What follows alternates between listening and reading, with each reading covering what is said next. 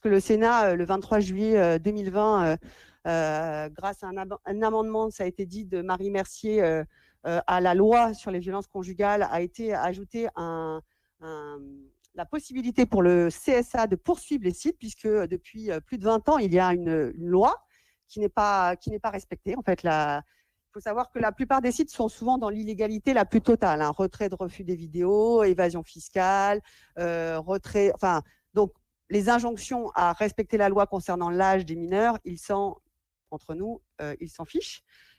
Et donc le CSA, donc depuis 20 ans, existe une loi qui interdit l'exposition des mineurs à la pornographie, parce que l'exposition des mineurs à la pornographie est complètement incompatible aujourd'hui avec l'objectif d'une éducation sexuelle qui impliquerait l'éducation au consentement, l'éducation au désir, et aux rencontres entre deux personnes qui désirent un acte sexuel.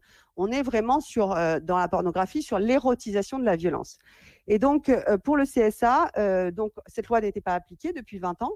Et maintenant, le CSA a pour mandat de bloquer les sites qui refusent de vérifier l'âge. Alors, effectivement, 5 sites ont été mis en demeure le 13 décembre. Ils avaient 15 jours pour s'exécuter. Alors, les sites s'en foutent complètement, excusez-moi du terme. Xvideo, par exemple, qui est l'autre grande plateforme comme Pornhub, a même mis un tuto pour, avec un VPN, contrer toute tentative de blocage des sites. Donc, ils n'ont aucune intention de collaborer sur quoi que ce soit. Xvideo, par exemple, est basé en République tchèque.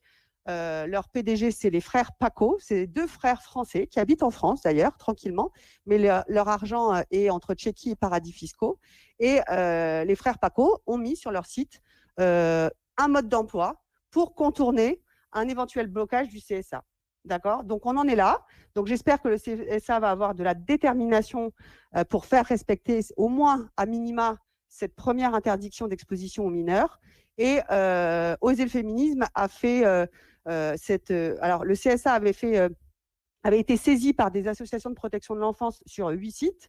5 ont été mis en demeure. Oser le féminisme, au mois de décembre, a fait une saisie du CSA sur 118 sites, c'est-à-dire à peu près l'intégralité des sites porno accessibles en France, au nombre de 118. Et nous avons saisi le CSA pour leur demander également de faire appliquer la loi et de mettre un contrôle d'âge sur les mineurs de façon urgente. Et de réagir, et simplement ils ont la possibilité aujourd'hui de saisir la justice et d'ordonner le blocage des sites qui ne mettraient pas en place des contrôles d'âge pour ne pas exposer les enfants à ces scènes de torture.